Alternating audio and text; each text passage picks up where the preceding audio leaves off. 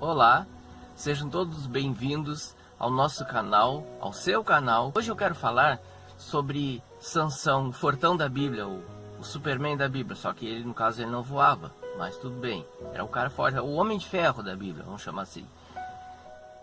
Sansão foi aquele... A história dele está em Juízes, livro de Juízes, capítulo 13 ao capítulo 16. Ele foi um homem que acreditou que a sua força era o seu trunfo. E ele esqueceu que a sua força era uma questão de obediência e de propósito.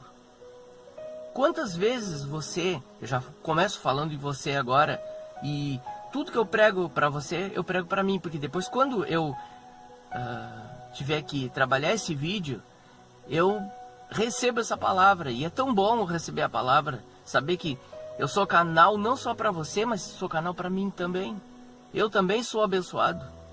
Quando a gente prega em púlpito também a gente pensa assim, eu estou pregando para os outros, mas também estou pregando para mim.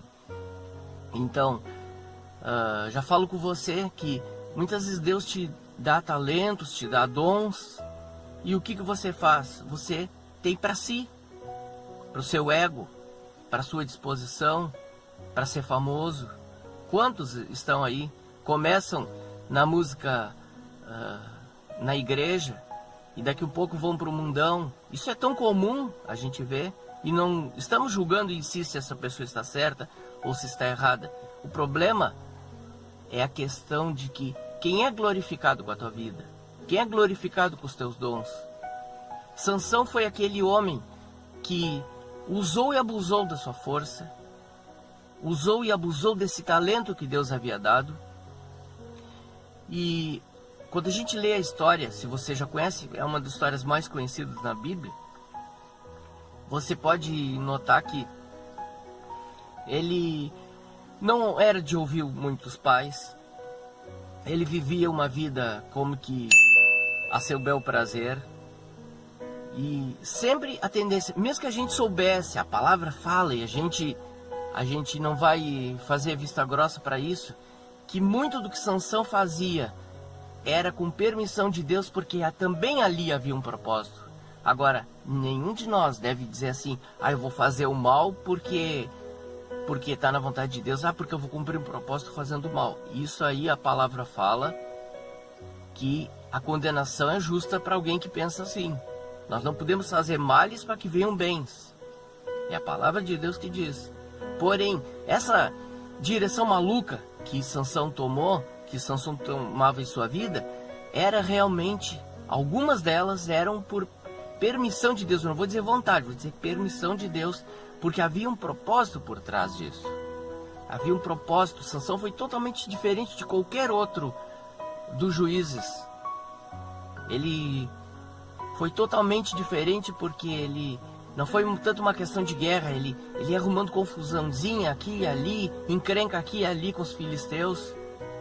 A gente sabe que os filisteus na Bíblia sempre significaram um povo que incomodava o povo de Israel. O rei Davi, fugindo de Saul, acabou entrando para dentro para não morrer.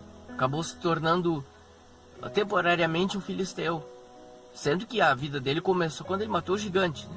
A vida dele de fama, vamos dizer assim, começou quando ele matou o gigante. E depois ele entra para dentro desse povo, que sempre foi um percalço na vida do povo de Deus. Agora, no caso de Sansão, Sansão sempre arrumou encrenca com eles. Porém, arrumou uma mulher que era filisteia, ele depois arrumou uma prostituta também, e no final da vida foi toda aquela história. Ele tanto brincou com fogo que ele se queimou. Tanto ele brincou com o pecado que ele se viu mal. Tanto ele se orgulhou da força, da graça, tudo que ele vivia, e passou a viver como se isso fosse o sumo da sua vida, como se ele pudesse viver para ele mesmo. Meu querido, eu digo para você aquilo que eu muitas vezes já pensei. Eu já vivi para mim. Eu já vivi para mim muitas vezes. Eu pensei que eu precisasse de coisas para... Eu quis viver para a minha própria felicidade. Eu quis viver para o meu ego. E eu apanhei lições da vida, lições duras. E eu vejo que Deus trabalha na minha vida e trabalha na tua, em cima do orgulho. Porque Deus odeia, abomina o orgulho. Ele abomina a soberba, abomina a arrogância. Isso são coisas... Deus tolera muita coisa, mas orgulho e seus derivados, Ele detesta. E eu te digo mais, os teus dons são para a glória de Deus e para cumprir propósito. Já que Deus não te coloca numa situação de elevação, sem que seja para cumprir o propósito. Nós vemos o caso do próprio rei Davi, que abençoou o povo de Israel. Nós vemos o caso da rainha Esther, que livrou o povo da morte e também abençoou o seu próprio povo. Ela que já estava vamos dizer assim, ela era uma exilada e o Senhor trouxe livramento para o povo. A gente vê vários outros exemplos na Bíblia de pessoas que foram colocadas em lugares altos, mas não foi para elas serem a tal, para elas se sentirem bem, para darem uma vida boa para sua família. Não, elas tinham que cumprir um propósito. E Sansão não era diferente. Sansão não vivia simplesmente para ser o juiz que marcasse a história. Não, ele era um cara com um tremendo propósito na mão de Deus. E nós cremos que por mais que Deus conhecesse a vida dele, eu creio que ele poderia ter construído uma história diferente. Se ele tivesse dado ouvido aos pais, se ele tivesse dado ouvidos ao Senhor, se ele tivesse vivido para simplesmente julgar o povo de Israel com justiça, como ele deveria ter feito. Mas não, ele brincou, ele arrumou uma prostituta, e essa prostituta exterminou com a vida dele, posso dizer assim. Ele sempre ficava brincando com Dalila e dando as dicas. Olha, é assim que eu perco a minha força, é desse jeito que eu perco a minha força. E ela dizia, você não me ama, você não me ama. E essa repetição fez com que ele revelasse o segredo. Talvez nem mesmo o segredo era tão claro para ele. A consistência da força dele era na obediência a Deus. Ele era nazireu de Deus. Ele era um cara que tinha um voto com Deus. E ele brinca com tudo isso, ele expõe tudo isso. Até que os cabelos dele realmente são cortados. E o Espírito de Deus se retira dele. Meu amigo, se o Espírito Santo se retirou da tua vida, se a tua vida nunca teve o Espírito Santo, eu digo uma coisa, você vive como Sansão, com os olhos vazados, você não tem uma visão. Você tanto brincou com o erro, com o pecado, que as consequências estão aí. Uma hora tinha que estourar, uma hora tinha que acontecer o problema, e aconteceu. E eu digo para você uma coisa, a esperança. Vamos deixar um pouco a história de Sansão de lado. Vamos pensar na tua vida. Há esperança para ti? Sim. O Senhor pode te restituir. Você não vai precisar terminar como Sansão terminou. Não.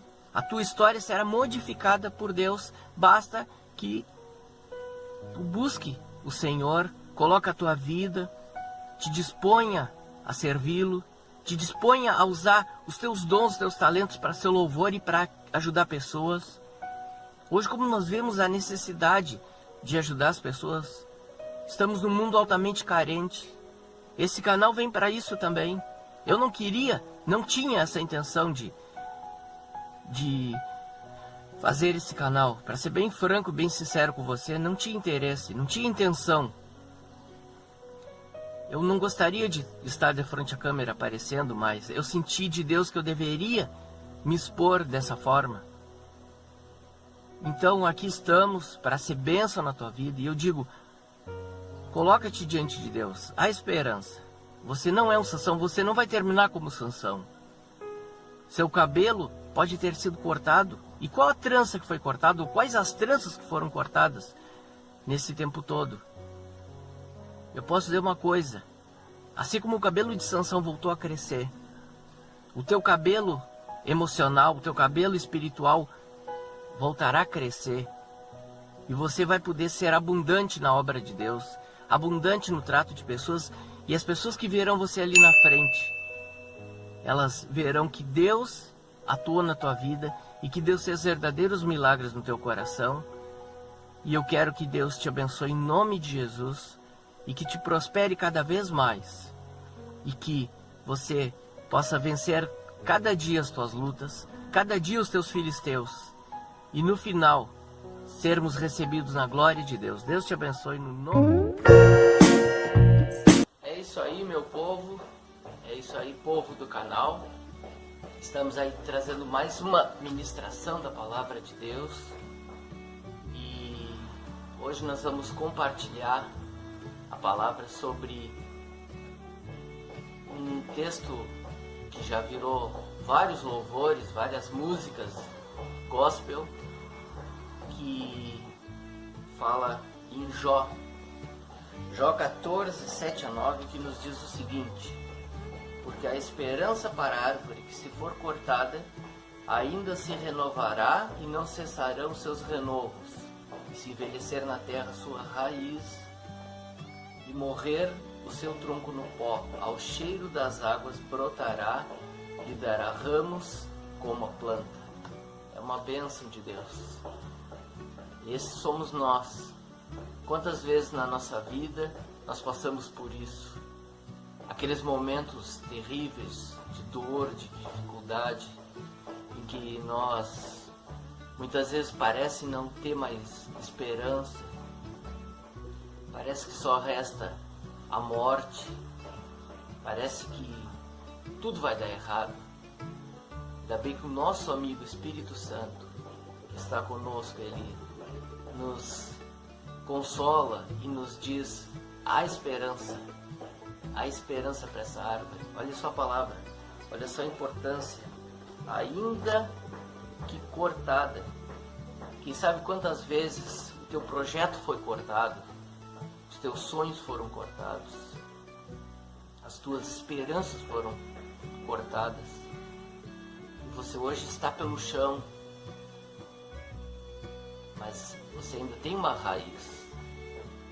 Sim, há uma raiz que o Senhor te deu, e essa raiz, ela vai florescer, ela vai tornar-se numa árvore poderosa novamente. Só o que você precisa é colocar-se na presença de Deus, restaurar o teu altar, restaurar o teu compromisso com Ele.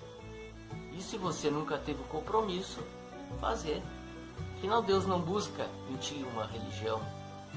Deus não é evangélico, não é espírita, não é católico. Deus não tem religião nenhuma. O que Deus tem são filhos. São pessoas que Ele quer se relacionar diariamente. E o relacionamento com Deus é um relacionamento totalmente pessoal. E somente Ele pode trazer esse renovo, esse revigorar, trazer uma nova esperança para a tua vida. Sabe que no que depender dele, há esperança para você. Talvez a tua esperança está relacionada muito ao teu conhecido que vai te arrumar um emprego, quem sabe aquele parente que vai te conseguir alguma coisa que tu está precisando, um amigo, talvez tantas coisas que as pessoas depositam sua fé, mas o Senhor está te chamando para confiar nele.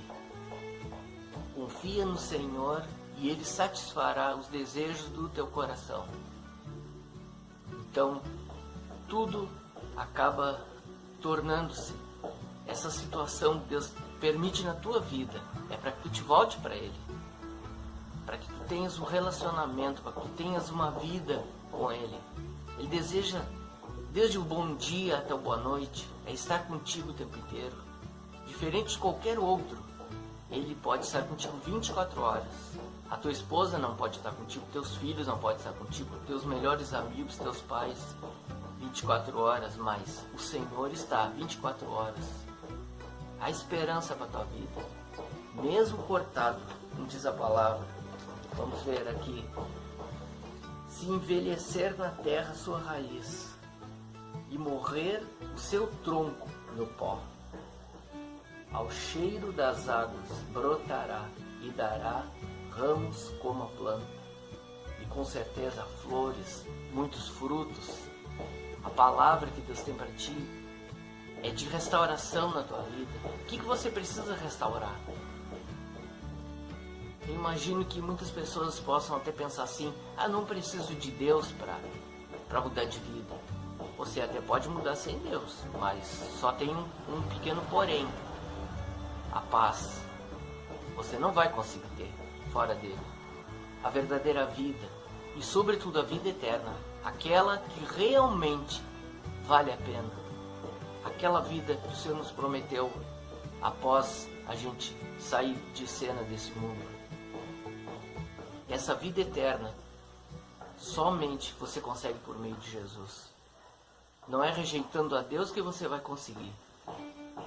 Esse mundo é passageiro, por mais que nós queremos e precisamos de bênçãos e precisamos de coisas para viver e de muitas coisas que nós não precisamos, mas nós vamos ter e vamos poder usufruir.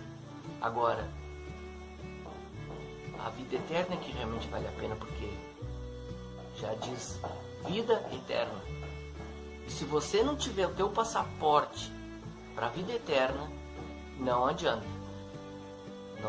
Não tem, vou ficar no átrio de fora do céu, não. A vida eterna, ou tem ou você não tem. Ou você vai estar com Deus ou você vai estar com o inimigo. E infelizmente a palavra que nós temos para dizer é que tanto um quanto o outro é eterno. Se for vida, é vida eterna. Se for separação eterna, você já sabe que o pior e que não vai passar e terminar nunca. Então por isso, abre os teus olhos, abre a tua vida, aproveita esse momento de dificuldade, aproveita esse momento de dor para te voltares para Deus. Só tens a ganhar. Tu não vai ficar rico, não vai cair um balde de ouro do céu porque você se converteu. Não. Você vai ter a vida eterna já dentro de você mesmo. Você vai ter aquela paz que só o Senhor pode te dar. Aquela vida que só o Senhor pode te dar. Aquele renovo. Os teus projetos serão renovados, portas se abrirão. Mas sobretudo, o que mais Deus busca, e nós já temos falado, é relacionamento. É ser chamado de papai, é você poder estar cada dia com teu pai, com teu mestre, estar descansando nos seus braços. O mundo tereis aflições, mas tem de bom ânimo, eu venci. Lutas nós vamos ter, mas se estivermos com Deus, é outra coisa, é outro nível, é outra vida. Já que nós temos que ter dificuldades e lutas nesse mundo, que tenhamos com o Senhor, porque o Senhor nos refrigera, o Senhor nos dá paz, nos dá alívio. Volta para Jesus, te agarra no teu mestre, descansa a tua vida e Deus te abençoe. Uma da minha palavra é vencendo as calamidades. Calamidades são situações dificílimas. Eu quero ler um texto e vou dizer quando é que Deus me deu essa mensagem para você entender um pouquinho. Salmo 57. Salmo 57, versículo 1. Tem misericórdia de mim, ó Deus, tem misericórdia de mim, porque a minha alma confia em Ti. À sombra das Tuas asas me abrigo, até que passem as calamidades. Esse salmo foi escrito por Davi quando ele estava sendo perseguido implacavelmente por Saul por quase 10 anos. O Salmo 57 retrata, depois você pode ler, 1 Samuel capítulo 24, capítulo 23, capítulo 24. Nesse momento, Deus me deu essa mensagem. Então, eu não estou pregando para você algo que é simplesmente uma mensagem que Deus me revelou, que me deu e que eu não tenho experiência. E aí Deus me mostrou como Davi, numa situação calamitosa de perseguição incrível, algumas atitudes que ele tem e que talvez algumas, não estou dizendo todas, talvez alguma dessas atitudes, não estou dizendo que você está enfrentando, Mas como Jesus falou que no mundo tereis aflições, adversidades e lutas, quem sabe, ou se alguém aqui está enfrentando, ou vai enfrentar, talvez um tópico do que eu vou falar pode ser uma saída para essa situação calamitosa que você esteja enfrentando ou que você vá enfrentar. Então eu queria dizer algumas coisas, como é que Davi vai lidar com essa situação de calamidade. Ele, fiel ao rei, honesto, íntegro, enfrenta uma perseguição implacável. A caça dele para matá-lo. E ele vai fugir por desertos, por montanhas, por cavernas, por terras estranhas, para tentar escapar desse momento de calamidade. Então, algumas coisas que Deus falou comigo ao ver isso aqui. A primeira, quando você está enfrentando situações dificílimas, você é capaz de fazer coisas que se você não estivesse enfrentando essas situações, você não faria.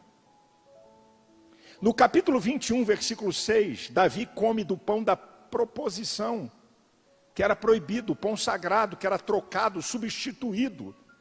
Ele estava com tanta fome, ele vai mentir para o sacerdote, eu não vou entrar nessa história, mas cada um paga o preço.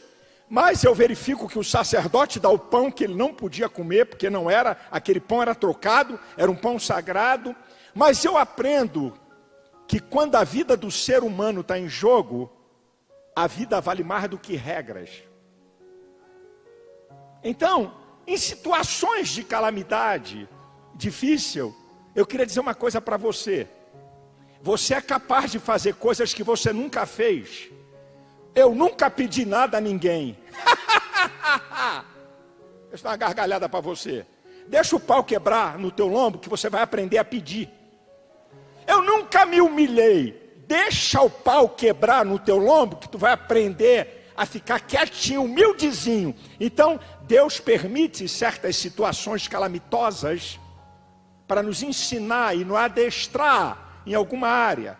Então nunca diga que eu não vou fazer, eu não vou falar, eu não vou me rebaixar. Boca fechada. Porque você não sabe o dia de amanhã.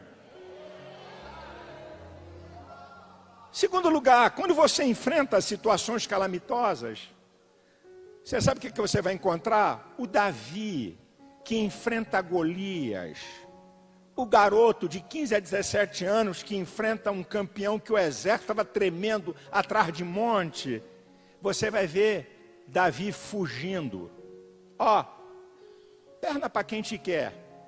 Não cai fora não para ver se não morre. Quer? Acompanha comigo que eu vou te mostrar. Capítulo 19, 1 Samuel. Você está com a Bíblia aberta? Vamos lá.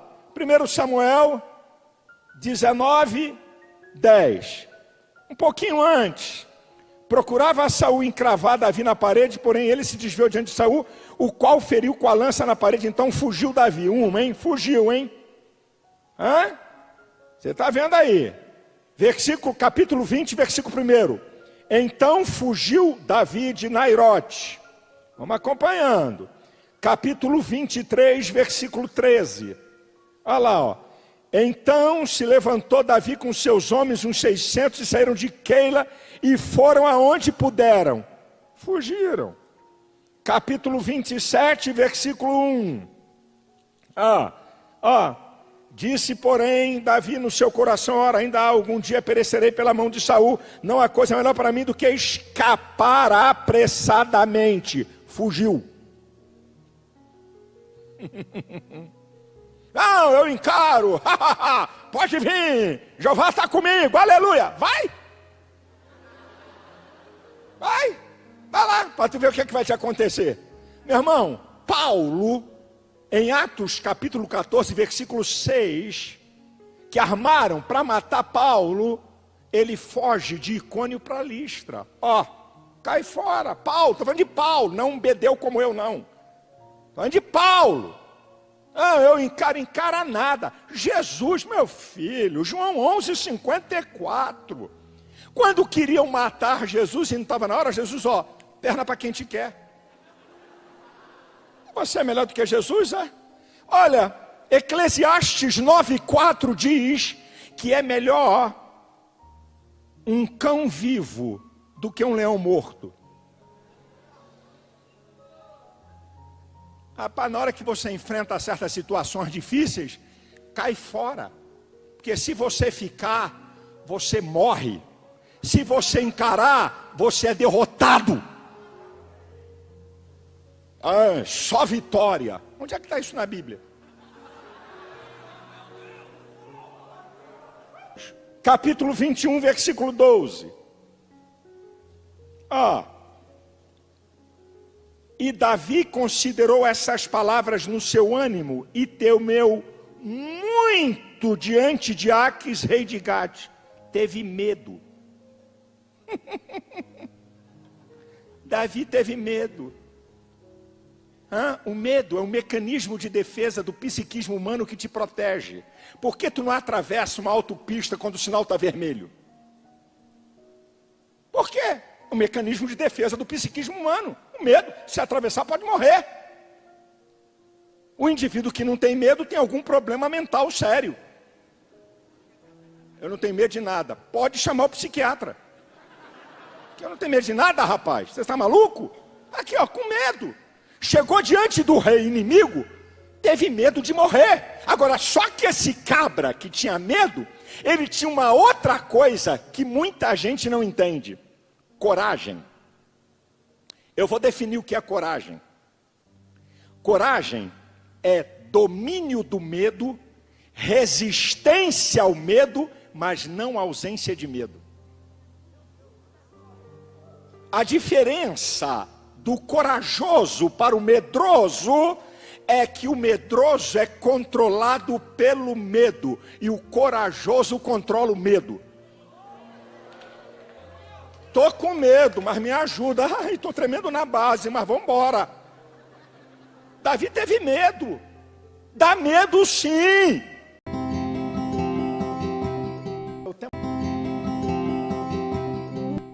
Nós não podemos dizer que ele se sentia um fracasso. O cara acabou de viver. Talvez acaba nunca chegando. Ele pode, muitas vezes, trazer um grande estrago emocional dentro de você. Agora, a pergunta é, algumas coisas que nós estamos esperando e que não se concretizam, deveriam necessariamente estar sendo esperadas? Há coisas que são parte de uma promessa de Deus, de um sonho que Deus colocou no nosso coração. Mas há coisas que a gente simplesmente decide que precisa delas, sem que Deus tenha nenhum tipo de compromisso com a nossa decisão. E muitas vezes a expectativa de não alcançar algo que nós queremos pode falar mais alto de estar vivendo tudo aquilo que Deus está despejando e derramando nas nossas vidas. O ser humano consegue ter essa capacidade de muitas vezes não se contentar com nada do que ele está alcançando. Quando a Bíblia fala sobre contentamento, ela nunca está limitando o assunto só a coisas materiais.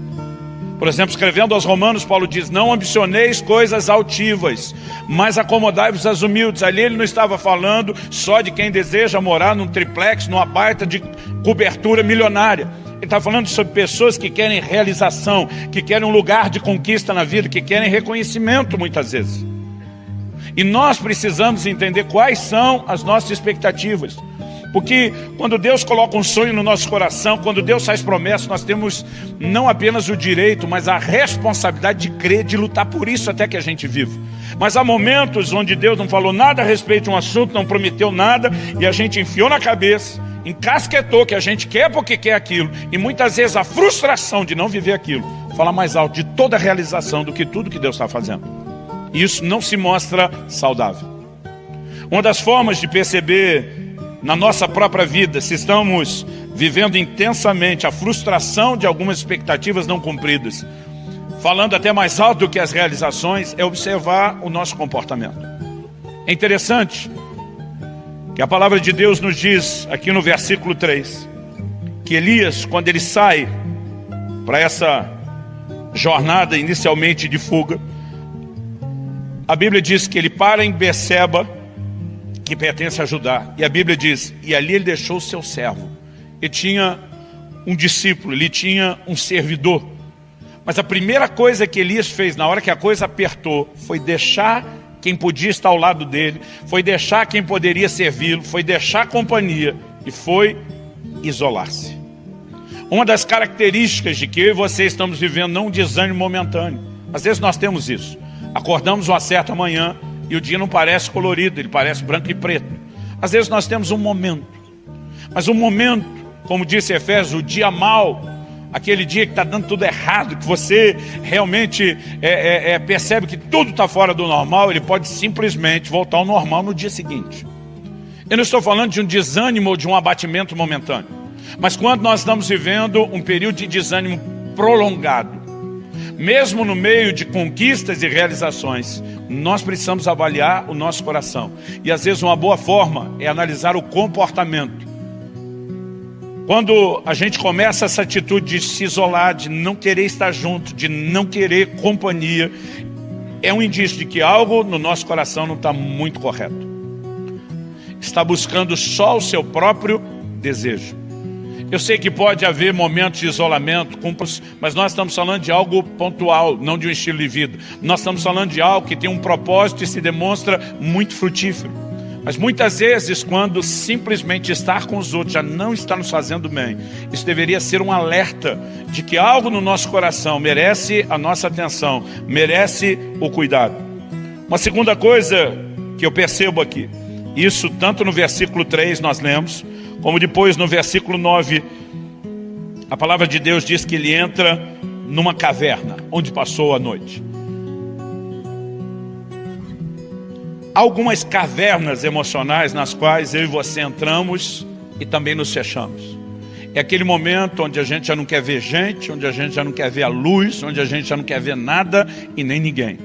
Mas além do isolamento, normalmente, quem está lidando com esse tipo de expectativa frustrada que gera o desânimo, ele tem sempre um senso de injustiça que ele carrega dentro dele. O quanto isso é comum nas pessoas que estão lidando com esse tipo de coisa, um senso de injustiça. Elias diz para Deus: mataram os teus profetas à espada, só eu fiquei. E só eu fiquei se tem alguém que te levou a sério, que te honrou, que sobreviveu para manter o ministério e a tua obra viva, sou eu.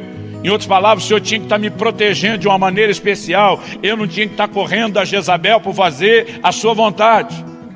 Deus nem discute se Jezabel está caçando ele ou não. Deus olha para ele e diz: ei, tem 7.000 que não dobraram seus joelhos a Baal. Você acha que só você é o cara, que só você ficou? Você só está enxergando você porque você desconectou dos demais. Essa é a única razão pela qual você está achando que ficou sozinho. Porque se você tivesse conectado com os outros, você ia ver quanta gente está me servindo, quanta gente está me buscando, quanta gente está sendo fiel. Mas a sensação do só aconteceu comigo só eu te levei a sério, só eu estou pagando o pato. Gente, esse senso de injustiça. E a maioria de nós sabe muito bem quando ele está lá. Não é só o que você sente no dia a dia, é aquilo que você tem vontade de falar para Deus na oração. É quando você está orando e diz: Senhor, apesar do Senhor ter dito, nunca te deixarei, jamais te abandonarei, parece que o Senhor não andou se lembrando do que prometeu. Nós podemos perceber nesse tipo de conversa que ele simplesmente está transbordando parte de uma crise interior. Agora, eu fico olhando para esse senso de injustiça e acredito que ele vem de um único lugar: das comparações que a gente faz. A gente tem mania de comparar a nossa vida com a dos outros com a nossa, dos outros com os outros mesmo, e a gente vive de comparação.